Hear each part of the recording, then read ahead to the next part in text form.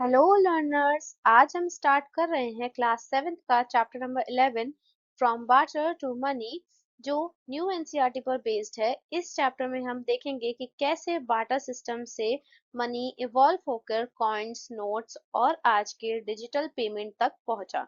तो चलो शुरू करते हैं। पहले के जमाने में लोग बार्टर सिस्टम यूज करते थे।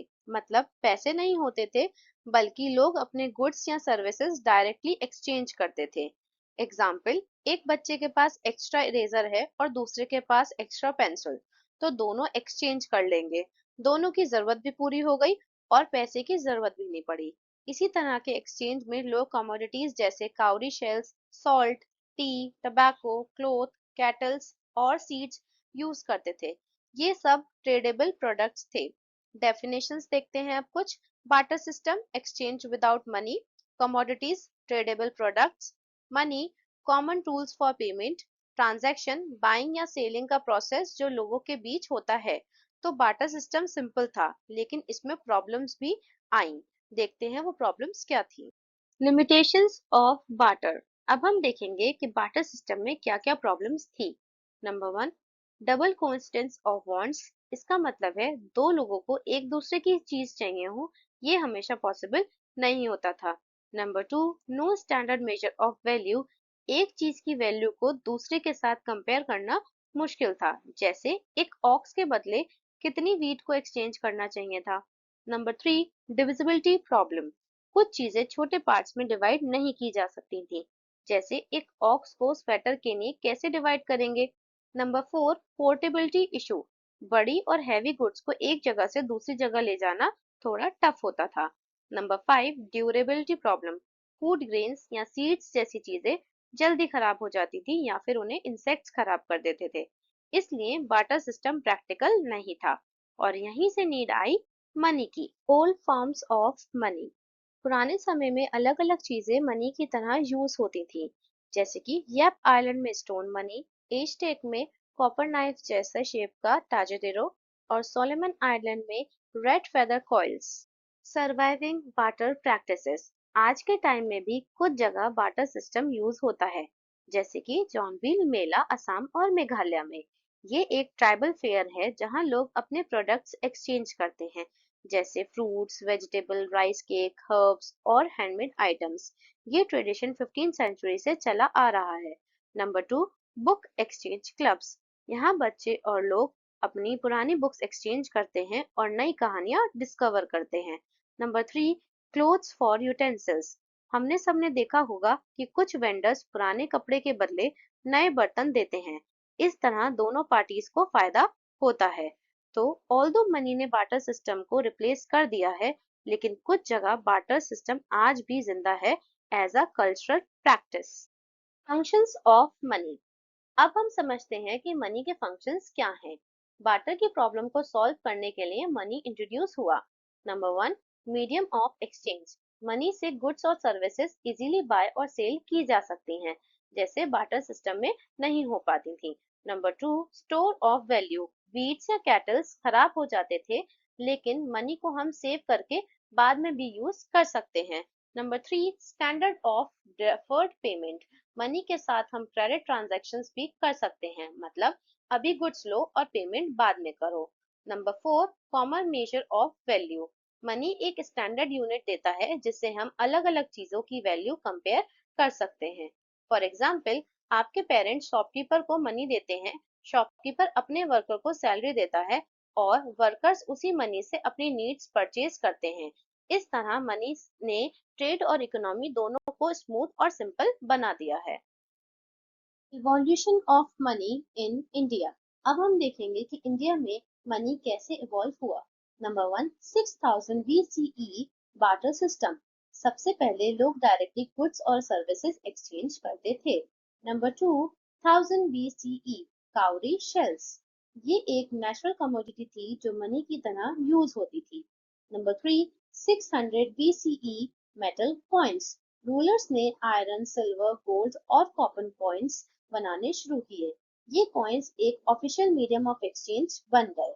Number 4, 1861 paper money. British rule के दौरान इंडिया में पहली बार ऑफिशियल पेपर करेंसी इंट्रोड्यूस हुई। Number 5, 1980s debit credit card. Technology के साथ साथ प्लास्टिक मनी यूज होना शुरू हुआ।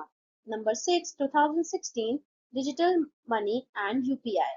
आज के टाइम में मोबाइल पेमेंट, यूपीआई और क्यूआर कोड, नेट बैंकिंग ने ट्रांजैक्शन को और भी ज्यादा इजी और फास्ट बना दिया है। अब बात करते हैं कॉइनेज की। पुराने समय में रूलर्स अपने कॉइन्स इशू करते थे ताकि उनकी पावर और अथॉरिटी दिख सके। ये कॉइन्स गोल्ड, सिल्वर, कॉपर और एलॉय से बने होते थे। इन्हें कशपनास या पनास कहा जाता था और इन पर अलग अलग सिंबल्स बनाए जाते थे। फॉर एग्जाम्पल, चालुक्य के कॉइन्स पर लॉर्ड विष्णु के वर्णास की इमेज थी। तमिलनाडु में एक्सकवेशन से रोमन कॉइन्स मिले जिसमें हमें ट्रेड लिंक्स के प्रूफ मिलते हैं। कॉइन्स की वजह से इंडिया का मरीन टाइम ट्रेड केरला और तमिलनाडु से और भी स्ट्रांग हुआ। तो स्टूडेंट्स, कॉइन्स सिर्फ एक करेंसी नहीं थे बल्कि एक सिंबल ऑफ पावर और ट्रेड के एविडेंसेस भी थे। अब कुछ इंटरेस्टिंग फैक्ट्स देखते हैं कॉइन्स के बारे में। पहले एक आना इज इक्वल्स टू 1/16 रुपी होता था। 1947 में सिर्फ एक आने से 12 बनाना खरीदे जा सकते थे। आज के कॉइन्स अलग अलग साइज और डिनोमिनेशंस में बनते हैं। हिंदी और इंग्लिश दोनों लिखी होती है। स्पेशल कोमेमोरेटिव कॉइन्स भी बनाए जाते हैं जब देश के लिए कोई इम्पोर्टेंट इवेंट होता है। और सबसे इम्पोर्टेंट, 1910 में इंडिया का सिंबल, रुपी का सिंबल बेसिकली अडॉप्ट किया गया है, जो डिजाइन किया था उदय कुमार आईआईटी बॉम्बे ने। ये सिंबल देवनागरी का आर और रोमन का आर का मिक्स है। तो कॉइन्स के फैक्ट्स हमें दिखाते हैं कि एक छोटी सी चीज भी हिस्ट्री और कल्चर का इम्पोर्टेंट हिस्सा है। कॉइन्स को कैरी करना और स्टोर करना मुश्किल था, स्पेशली जब बड़ी वैल्यू का ट्रांजैक्शन होता था। इसी वजह से पेपर मनी इंट्रोड्यूस हुई। सबसे पहले पेपर मनी का यूज चाइना में हुआ और इंडिया में ये 18th सेंचुरी के एंड में आई। आज के टाइम में हमारे पास अलग अलग डिनोमिनेशंस होते हैं, जैसे 10 rupees, 20 rupees, 50 rupees, 200 rupees, 500 rupees. छोटी वैल्यू के लिए कॉइन्स यूज होते हैं और बड़ी वैल्यूज के लिए पेपर नोट्स। इंडिया में सिर्फ RBI, reserve bank of India को पेपर मनी इशू करने का राइट है। कोई और अथॉरिटी या पर्सन करेंसी प्रिंट नहीं कर सकता।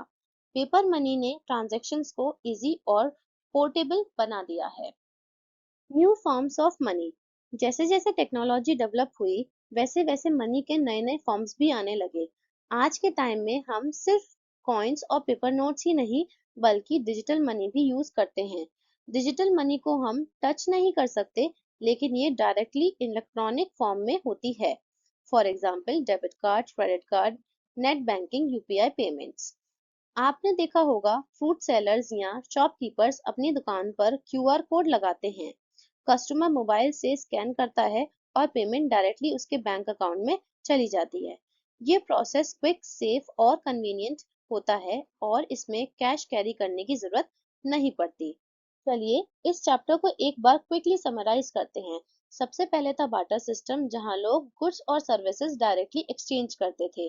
बार्टर सिस्टम में बहुत प्रॉब्लम्स थी, जैसे double coincidence of bonds, portability, durability और स्टैंडर्ड वैल्यू की कमी। इन्हीं सब प्रॉब्लम्स को सॉल्व करने के लिए मनी इंट्रोड्यूस हुई। मनी का एवोल्यूशन हुआ, Kauri shells, coins, paper money, digital money.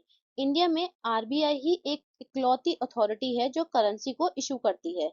आज के ज़माने में हम सबसे ज़्यादा UPI, QR code, debit card, credit card use करते हैं। तो एक सिंपल बार्टर से लेकर मॉडर्न डिजिटल पेमेंट तक मनी की जर्नी ने पूरी सोसाइटी और इकोनॉमी को ट्रांसफॉर्म कर दिया है।